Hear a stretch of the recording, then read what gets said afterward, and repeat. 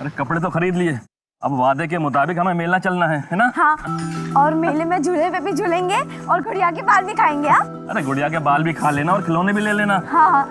अरे जानकी। क्या भैया, आप भी ना, घर में इतने सारे खिलौने पड़े हैं, आप तो ना कुसुम को बिगाड़ रहे हैं। चलो ना मामा, जल्दी मेले में जाना है। चलो। हाँ चलते हैं। अरे जानकी तुम भी चलो ना। नहीं नहीं भैया, आप लोग जाकर आओ, आज कुसुम का जन्मदिन है, आज इसके मनपसंद का खाना बनाऊंगी।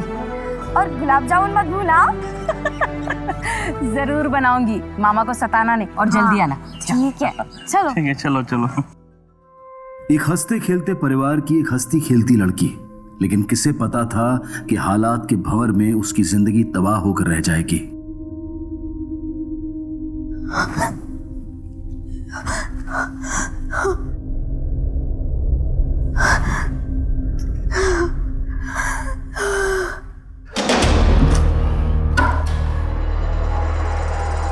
अरे साहब, तो बहुत कम पैसे ले रहा हूँ आपसे, बाहर जाऊंगा ना, इससे दोगुनी कीमत मिलेगी मुझे।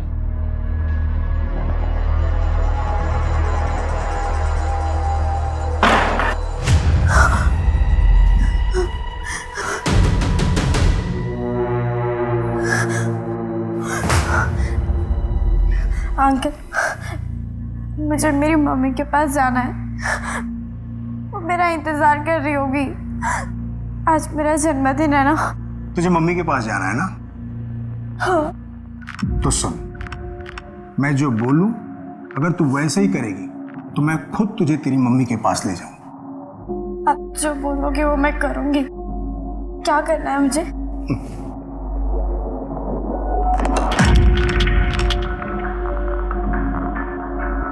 ले गुड़िया, ये तेल मुझे लगा दे।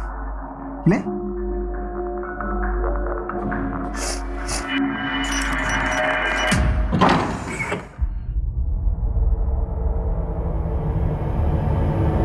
लगाएगी ना तेल?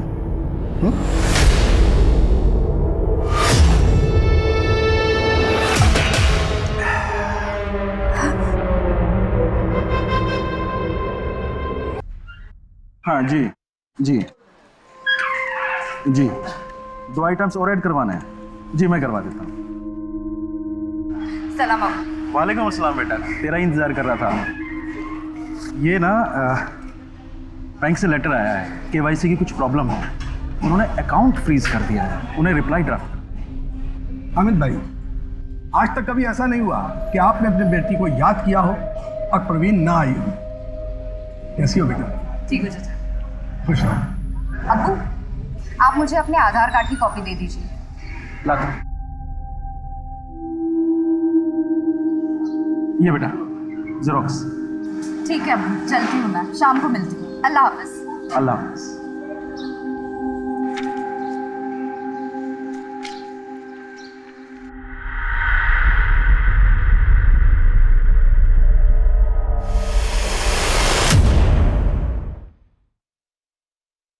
शहनाज। अस्सलाम वालेकुम। वालेकुम अस्सलाम। हमारा हज का फॉर्म सेलेक्ट हो गया है। अल्लाह का लाख लाख शुक्र है। हाँ वो तो है, बस अल्लाह के दरबार में जाने से पहले हम इतना चाहते हैं कि अपनी जिंदगी के तमाम मसले सुलझा लें, ताकि वहां कोई शर्मिंदगी ना हो, कोई कुफ्त ना हो। मैं समझ रही हूँ आपका इशारा किस तरफ है। आप जो सोच रहे बेहतर ही सोच रहे।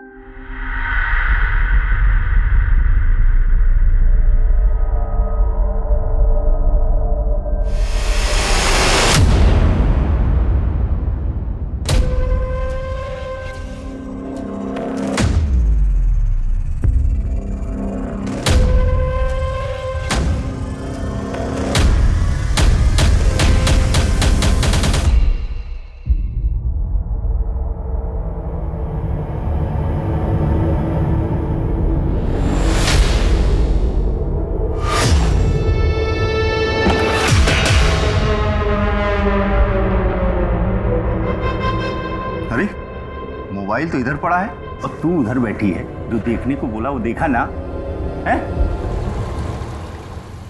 चाचा, हामिद चाचा,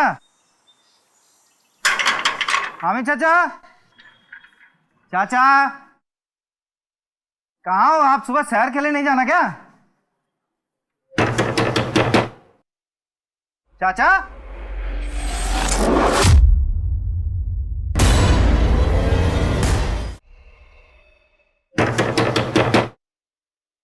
चाचा,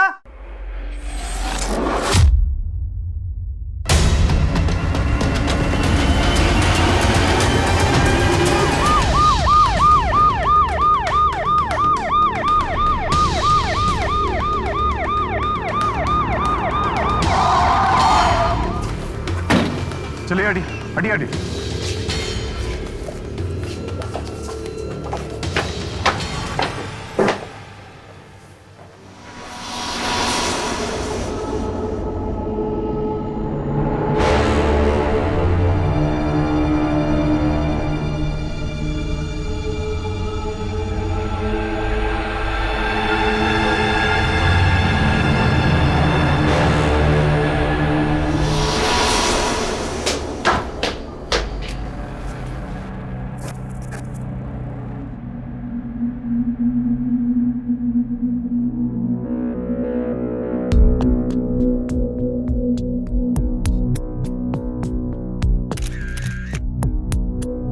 सर, हाँ, अलमारी खुली हुई है, जेवरात के डब्बे भी खुले पड़े हैं। लूटपाट का मामला लगता है सर।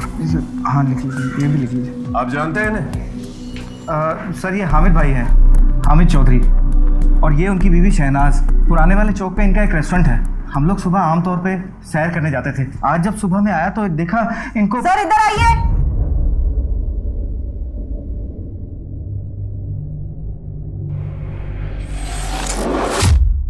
कानपुर शहर के एक ही घर में 3 हत्याओं की सनसनीखेज खबर जंगल की आग की तरह पूरे देश में फैल गई। इस ब्लैक हेडलाइन ने कई सवाल खड़े कर दिए। एक बेइंतहा उलझा हुआ क्राइम सीन पुलिस के सामने था, जिसने इस केस को बहुत पेचीदा बना दिया था। हत्या की वारदात को जिस तरह से अंजाम दिया गया था वो बेहद खौफनाक था। जाहिर सी बात है कि पुलिस पर दबाव भी बढ़ गया था। सर ये बैग मिला यहाँ से, पर कोई आईडी प्रूफ नहीं है सर। फोन है? नहीं सर, किसी के भी फोन नहीं मिला। आप इस लड़की को जानते हैं? नहीं सर, मैंने इन्हें पहले कभी नहीं देखा। सर, हो सकता है कि चोरों की गैंग के मेंबर हो। लूटे हुए माल को लेके कोई झगड़ा हुआ हो, उन लोगों ने इसे मार दिया और भाग गए। सारा प्लान मैंने बनाया था, मुझे ज्यादा हिस्सा मिलना चाहिए। चला। ज्यादा हिस्सा चाहिए? और नहीं तो क्या। सर, जिस तरह से अमित की पैंट खुली हुई है, लगता है कोई लड़की का चक्कर है।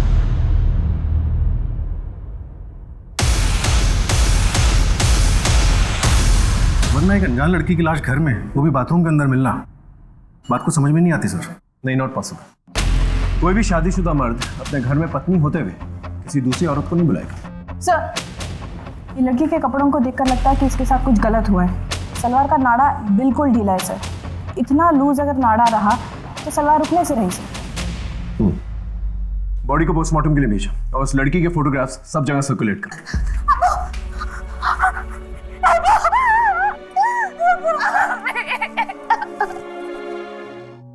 वो लड़की कौन थी और यहाँ क्या कर रही थी, मुझे नहीं पता। किसी से कोई दुश्मनी या फिर आपके अब्बू का उस लड़की के साथ कोई अफेयर वगैरह? ये कैसी बातें कर रहे हैं आप? देखिए, आप नाराज मत होइए। आप देख ही सकती हैं, आपके सामने सब कुछ है, और हम नहीं चाहते हमारी तहकीकात में कोई भी कसर रह जाए, इसलिए ये सवाल पूछ रहे हैं। सर, मेरे ससुर की किसी से कोई दुश्मनी नहीं थी, बहुत भले आदमी थे। इनफैक्ट ये दोनों तो इस साल हज को जाने वाले थे।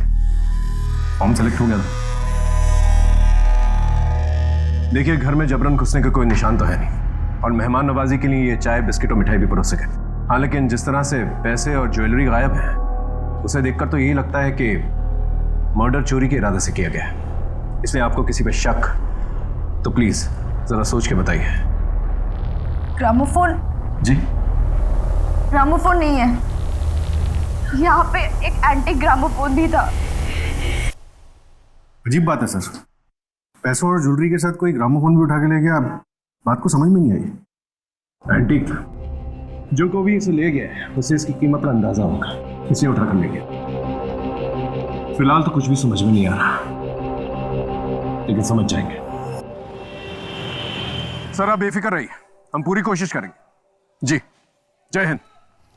सर, आकर हामिद के घर के पास एक जगह सीसीटीवी लगा है। लेकिन उस घर का मालिक परवेज अपने परिवार के साथ लखनऊ गया शादी अटेंड करने।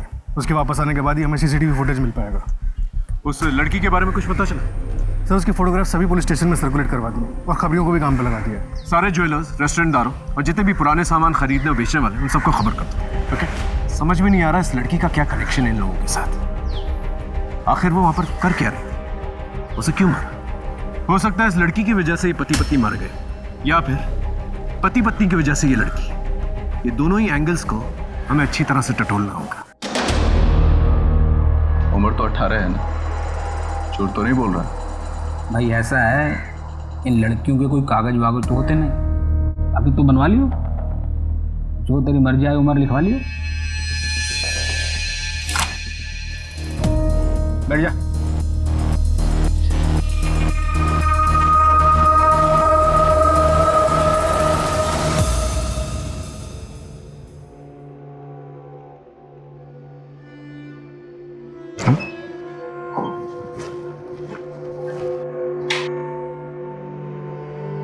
आओ अंदर आओ। आओ आ जा। ये है अपना छोटा सा घर, लेकिन तुझे रानी बना के रखूंगा। पर हाँ, आज से तेरा नाम रुखसार है। चलो मैं तुम्हें हमारा कमरा दिखाता हूँ। आज ये है हमारा कमरा। हाँ, तुझे जो चाहिए बेझिझक बता देना। मुझे मेरी माँ से मिलना है। ज़्यादा तो याद नहीं है, पर कानपुर में किदवी नगर में घर था हमारा। ठीक है, ले जाऊंगा, लेकिन आज की रात ये सब बात मत कर।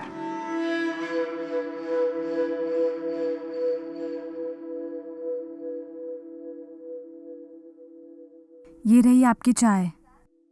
अरे ये बैग, आप कहाँ जा रहे हैं? मैं नहीं, तुम जा रही हो। ये क्या कर रहे हो? अशफाक, मैं तो आपकी बीवी हूँ ना। आपने मुझसे निकाह किया था अशफाक। अशफाक रोकिए इसे। लेके जा इसको।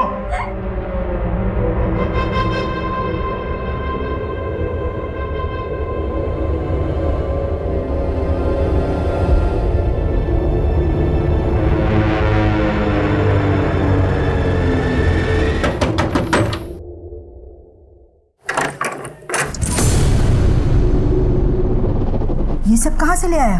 बंदोबस्त हो गया है।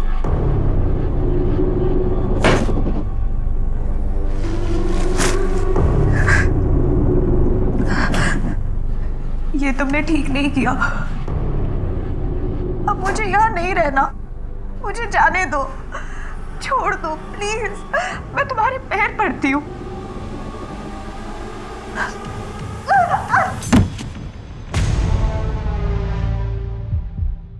और इसे कब तक झेलना पड़ेगा? मैंने तो अपना काम कर दिया है, देखते हैं बर्फ कब तक पिघलती है। देखो परवीन, मुझे लगता है हमें पुलिस को सब कुछ बता देना चाहिए। नहीं, हम नहीं बताएंगे।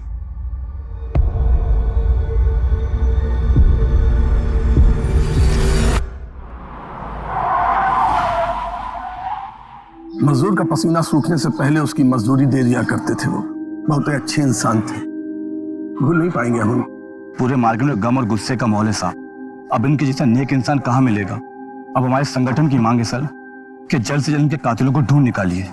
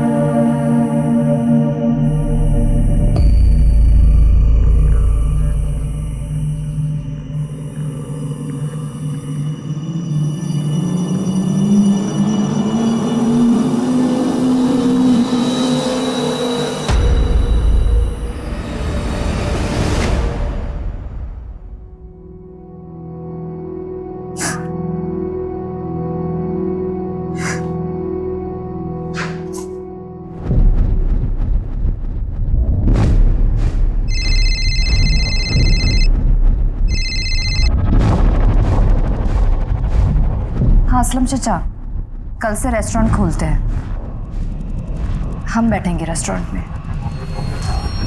ठीक है, जल्दी थाने आ जाओ। सर, हाँ कर। हामिद के मोहल्ले में रहने वाले जुनैद के घर का सीसीटीवी फुटेज मिल गया। नाविद को फुटेज के साथ मैंने थाने बुला लिया।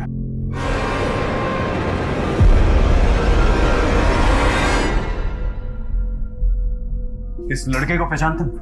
नहीं सर। करण, इस लड़के के डिटेल्स निकाल।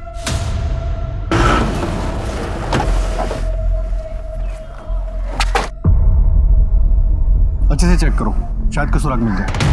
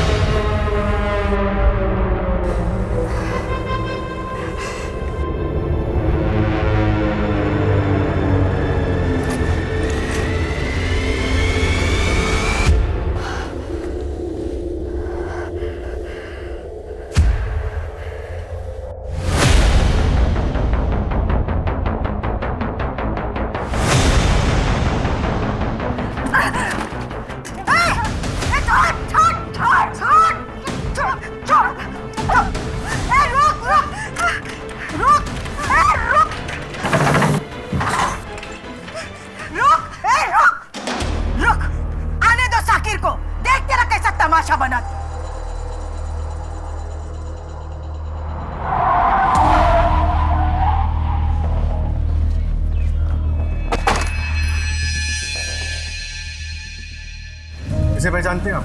इसे आपके मोहल्ले में देखा गया? नहीं सर। नहीं। कोई ऐसी बात याद करके बताइए जो हमारी मदद कर सके।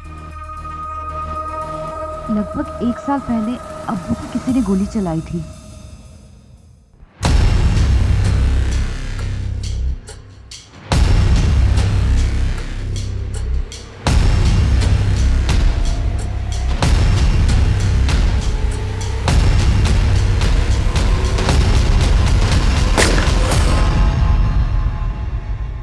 गोली चलाई थी? किसने? सर आज तक पता नहीं चला। अब्बू को लगा शायद उनसे समझने में गलती हुई है, इसीलिए हमने कंप्लेन भी नहीं की। कब की बात है ये? पिछले साल 24 अक्टूबर की बात है। एक साथ हुए इस ट्रिपल मर्डर से पुलिस प्रेशर में थी। ये केस अब एक जिगजैग आरी की तरह से हो गया था। पुलिस टीम हाथ आती एक एक इंफॉर्मेशन से इस केस को समझने की कोशिश कर रही थी। सर, अगर पोस्टमार्टम रिपोर्ट आ गई है। रिपोर्ट के मुताबिक तीनों की हत्या किसी धारदार हथियार से गला काटने की वजह से हुई थी। और एक बात सर, इस लड़की की लाश हमें बाथरूम में मिली थी। मारने से पहले उसके साथ सेक्सुअल एक्टिविटी हुई थी। क्या?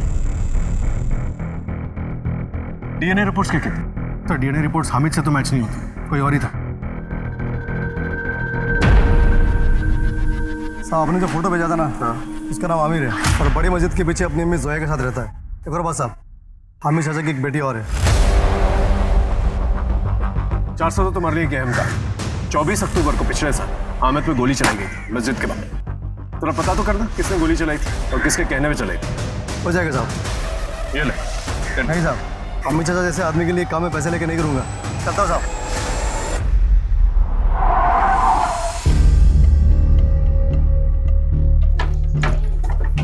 ये वाला सामने वाला। जी आपका बेटा आमिर कहाँ है? वो कई दिनों से घर से गायब है। आपका बेटा कई दिनों से घर से गायब है और आपने पुलिस में कंप्लेंट तक नहीं करवाई? तलाशी लो अंदर। लेकिन साहब। सर अंदर कोई नहीं है। नंबर दो आमिर का। जी। आपने हमसे एक बहुत बड़ी इंफॉर्मेशन छुपाई है। आपकी एक और बहन है? जी है। माँ बाप के मरने के बावजूद नहीं आई, क्यों? और ये बात आपने हमसे क्यों छुपाई? क्योंकि अब्बू उससे बहुत नाराज थे। अब्बू, बैंक का काम हो गया है, आप टेंशन मत लो, कॉल आ जाएगा आपको।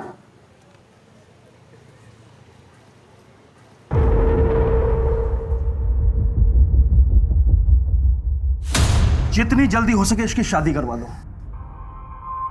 मैं किसी से शादी नहीं कर सकती। मैं शाकिर को अपना शौहर मान चुकी हूँ और उसके बच्चे की माँ बनने वाली हूँ।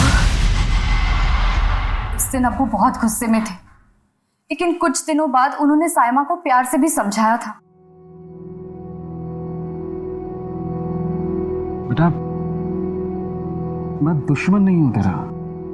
तेरी जिद के आगे मुझे अपना सर झुकाने में कोई शर्म भी नहीं है, लेकिन मैंने अपने तरीके से मालूम करवाया शाकिर अच्छा लड़का नहीं है, उसकी माँ का नाम भी खराब है। माना तुझसे गलती हो गई है, लेकिन एक गलती को छुपाने के लिए दूसरी गलती करना ठीक बात नहीं है। जिंदगी अजाब बन जाएगी तेरी। अभी आप मेरी जिंदगी अजाब बना रहे हैं अब्बू।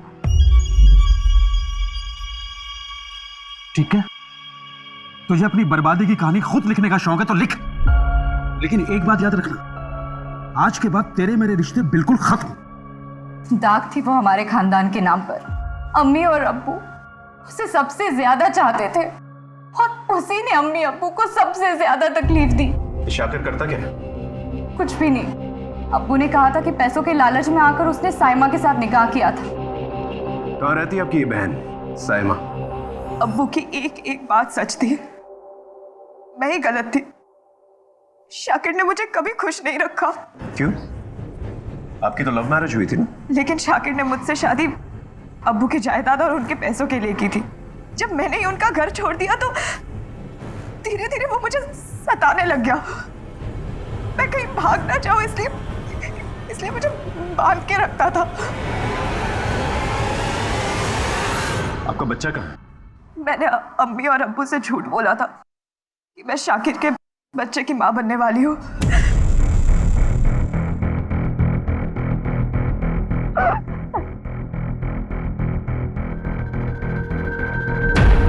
ठीक है, आप लोग पुलिस कंप्लेंट कीजिए, हम तहकीकात करेंगे। Sir, father, Gautam Nagar police station से खबर आई है।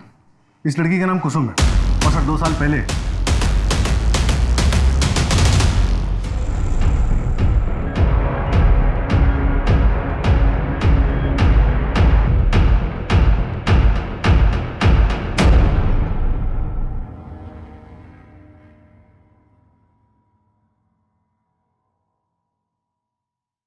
चल बता, नाम क्या है?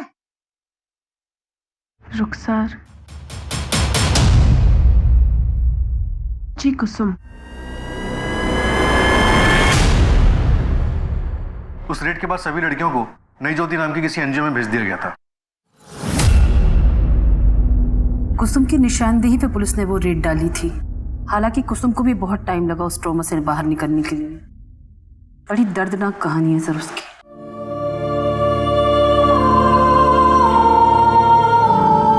कुसुम को लोगों ने सामान की तरह इस्तेमाल किया।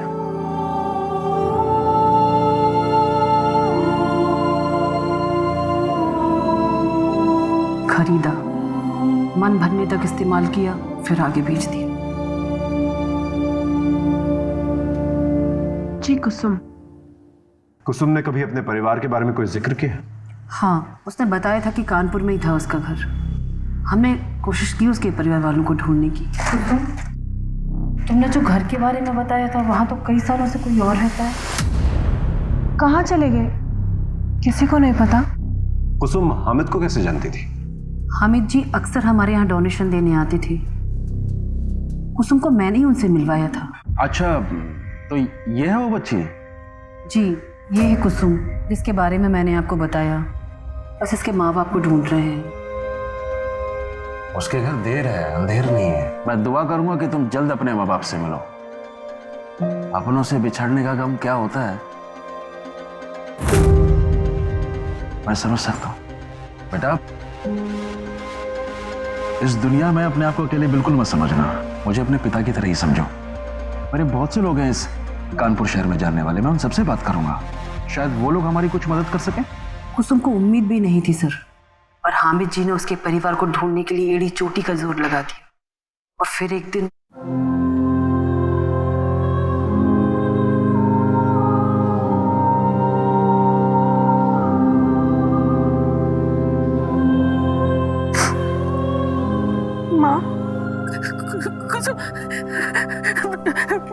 सब मुझे कहते थे कि तू कभी नहीं आएगी, लेकिन मुझे यकीन था बेटा तू मुझे जरूर मिलेगी। तुम्हारे जाने के बाद सब बेचकर हम चित्रकूट आ गए थे, लेकिन तू इतने साल कहाँ थी बेटा?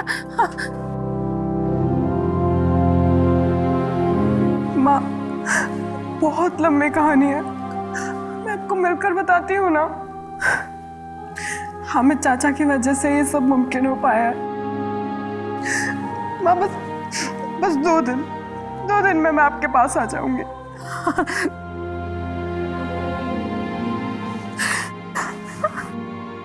वो उस दिन चित्रकूट के लिए निकलने वाली थी। जी थैंक यू वेरी मच।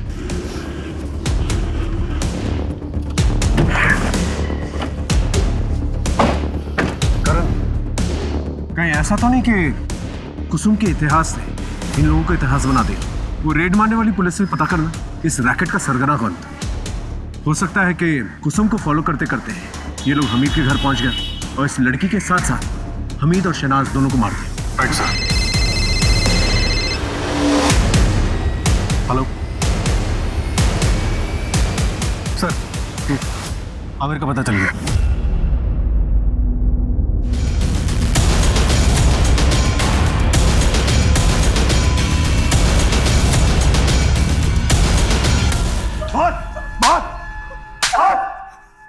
साहब, मैंने किसी को नहीं मारा साहब, मैं तो बस चोरी के इरादे से घर में घुसा। और साहब मैं जब वहाँ पहुँचा तो वो सब देखने के बाद मैं बहुत डर गया था साहब, और भाग ही रहा था कि मेरी नज़र गामोफोन पर पड़ी। मैं उसे चुरा कर वहाँ से भाग गया साहब, बस इतना ही सर। तुझ पर भरोसा करने के लिए कोई वजह नहीं है मेरे पास। इसका डीएनए टेस्ट करवा। पुलिस इस केस को जितना सुलझाने की कोशिश कर रही थी, ये उतना ही उलझता जा रहा था। पुलिस के हाथ एक भी ऐसा सबूत नहीं लगा था जो इस केस को सही दिशा दे सके। आमिर के खुलासे के बाद भी पुलिस इन तीनों मर्डर्स के पीछे का मकसद नहीं समझ पा रही थी। एक तरफ कुसुम की जिंदगी भी कई मामलों में उलझी हुई थी, वहीं दूसरी तरफ हामिद की जिंदगी में भी परेशानियों की कमी नहीं थी। हत्या के कारणों को एक एक व्यक्ति से जोड़कर बारीकी से टटोला जा रहा था। ये तहकीकात पुलिस के लिए बेहद मुश्किल थी। कुसुम? कौन कुसुम?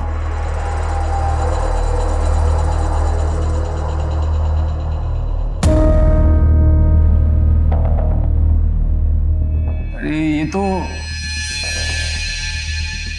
क्या नाम था इसका, कुछ याद नहीं आ रहा साहब। वो क्या है ना, हर क्लाइंट इनको अपना ही नाम देता था। किसे सुपारी दी थी इसे मारने की? साहब मैं इसकी सुपारी क्यों दूंगा? क्योंकि इसने पुलिस में खबर करके तेरे धंधे को चौपट करवा दिया। अच्छा तो ये थी? अच्छा वो मर गई। सर, जेल के अंदर की खबरियों को एक्टिवेट करता हूँ। अगर इसने कुछ किया होगा तो बाहर जरूर बात आएगी। साहब, गुड्डन नाम के आदमी को हामिद चाचा के 2 नंबर वाले दामाद ने सुपारी दी थी जान से मारने के लिए, और इस 2 नंबर वाले दामाद का नाम साकिर साहब।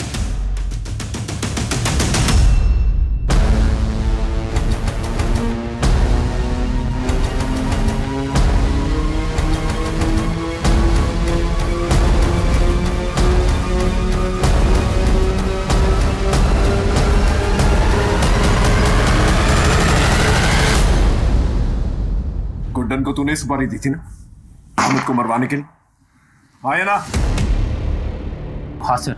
सर उस दिन मैं नशे में था, गुस्से में था सर। मुझे लगा कि साइमा की झूठी माँ बनने की खबर सुनकर वो मुझसे मिन्नतें करेंगे शादी के लिए, लेकिन सर उन्होंने ऐसा नहीं किया। इसीलिए साइमा को टॉर्चर कर रहा था, और जब वो टूटी नहीं तो उसके माँ बाप को मरवा दिया। नहीं साहब, हमीद अंकल ने तो खुद मुझे घर पे बुलाया था। साइमा जिद्दी है, वो मर जाएगी लेकिन कभी मेरे आगे हाथ नहीं फैलाएगी।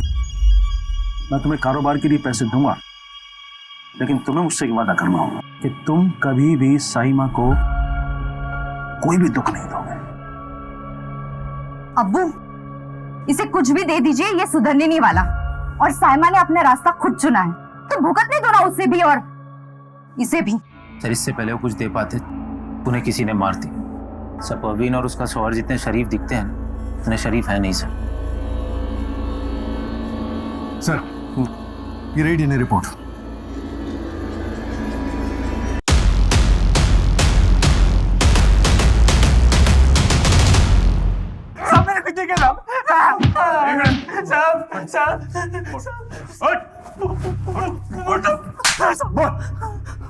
बोलता हूँ साहब।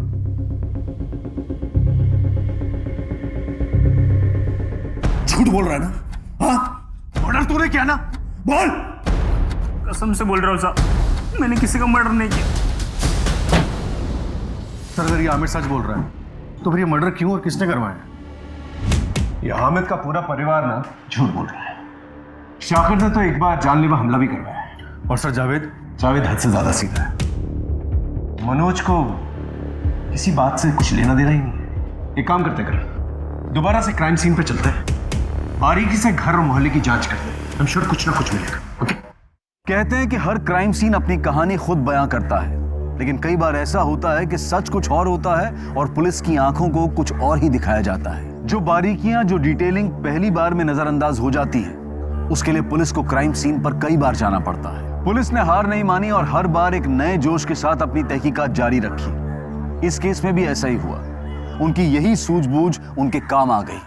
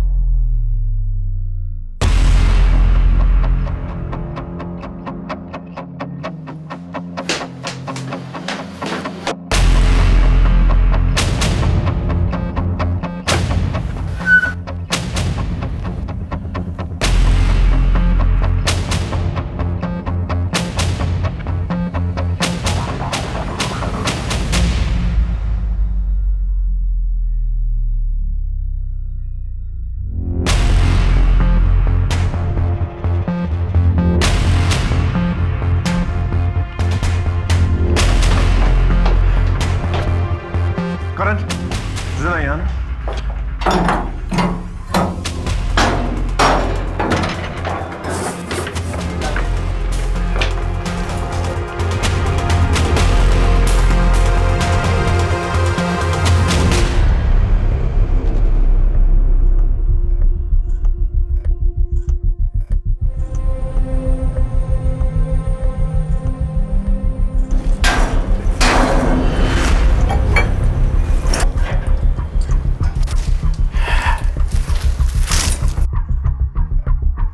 मुझे लगता है किलर ने आने जाने के लिए यही रास्ता इस्तेमाल किया। वो ये बाउंड्री चढ़ के यहाँ पर आया होगा।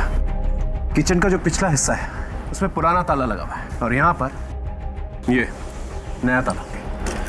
और सामने के सीसीटीवी फुटेज में हमें कोई आता जाता नजर नहीं आया। और घर में आने जाने के लिए और कोई रास्ता है नहीं। वो किचन का दरवाजा भी बंद है, तो यही एक रास्ता बचता है। कातिल ने यही रास्ते को इस्तेमाल किया है। और ये खून के धब्बे, स्किन टिश्यूज और ये फटा हुआ कपड़ा ये बताते हैं कातिल ने आते जाते वक्त जब इस खिड़की का इस्तेमाल किया होगा उसे गहरी चोट लगी होगी। कातिल अपने जिस्म पे अपने करतूतों के निशान लेके घूम रहा है। एक काम करो, एरिया के जितने भी डॉक्टर्स हैं ना उनसे पूछताछ करो। उससे किसी न किसी से तो इलाज करवाया होगा। और फॉरेंसिक टीम को जल्दी से यहाँ भेजो। Right sir. पुलिस की नजर एक ऐसे रास्ते पर पड़ी थी जो आम रास्ता नहीं था और अपनी तहकीकात में कोई कसर ना छोड़ते हुए पुलिस ने फिर एक बार नए सिरे से पूछताछ शुरू की। हाँ सर, 15 टाके आए थे। ये आया तो था इलाज के लिए, लेकिन दोबारा नहीं आया। ये मेडिसिन भी वो लेके नहीं गया। पुलिस के हाथ अब सबूत आ चुके थे, लेकिन पुलिस पूरी जिम्मेदारी और सूझबूझ के साथ कातिल पर हाथ डालने की तैयारी में जुट गई।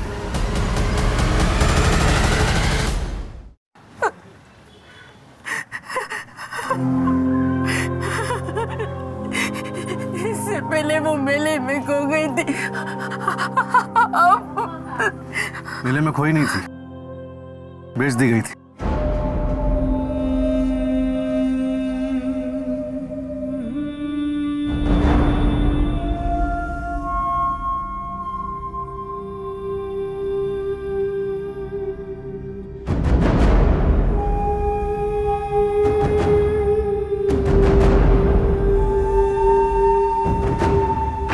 चल, अब हम तुझे मेला दिखाते हैं।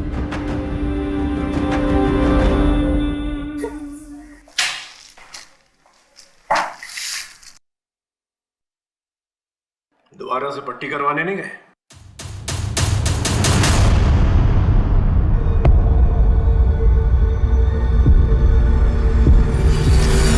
पूरी ज़िंदगी मेरे अब्बू ने हामिद अंकल की खिदमत में गुजार दी, लेकिन वो हमें हमेशा एक नौकरी समझते रहे। ये गाड़ी अभी तक यहाँ क्या कर रही है? इसे तो 2 घंटे पहले निकल जाना चाहिए था। इतना बड़ा कैटरिंग का ऑर्डर है, आज तक किसी कस्टमर ने मुझसे इस तरह से बात नहीं की है। और ये जो रेस्टोरेंट है ना, ये सिर्फ मेरी गुडविल पर चलता है। कुर्ती आगे फाड़ के क्या देख रहा है? और असलम तू अपने बेटे रेहान की तरह ना निकम्मा हो गया है। घर लेके निकल, चल। मुझे बहुत बुरा लगा था और मेरे गुस्से के आग को हवा दी। किसने हवा दी?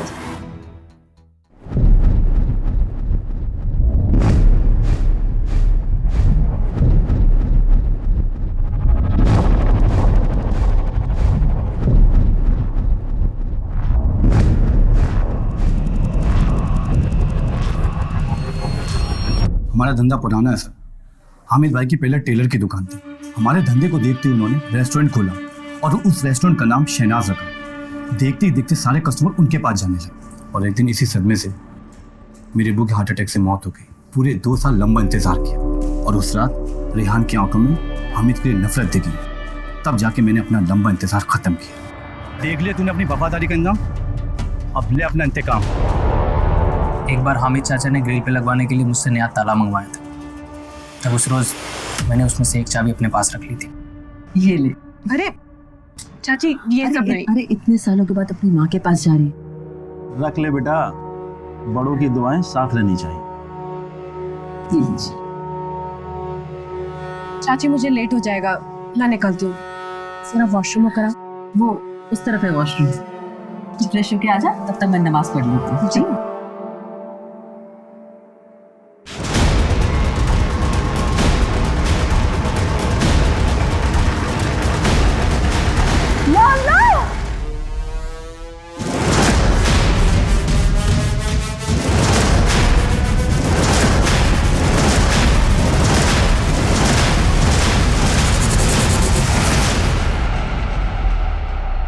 चाची, चाचा,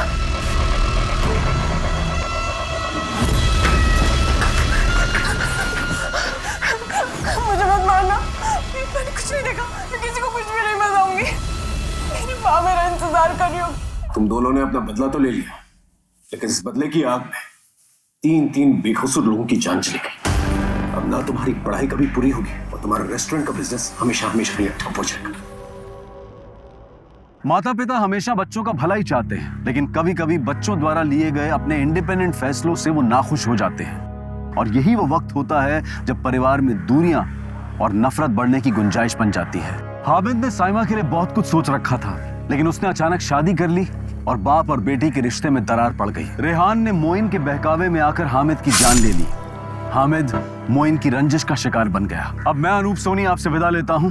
फिर मुलाकात होगी क्राइम पेट्रोल सतर्क के ब्लैक हेडलाइंस अध्याय में एक और नए केस के साथ। और याद रखें, क्राइम और आपके बीच में सिर्फ इतना फर्क है कि आप कितने सतर्क हैं। सतर्क रहें, सुरक्षित रहें। जय हिंद।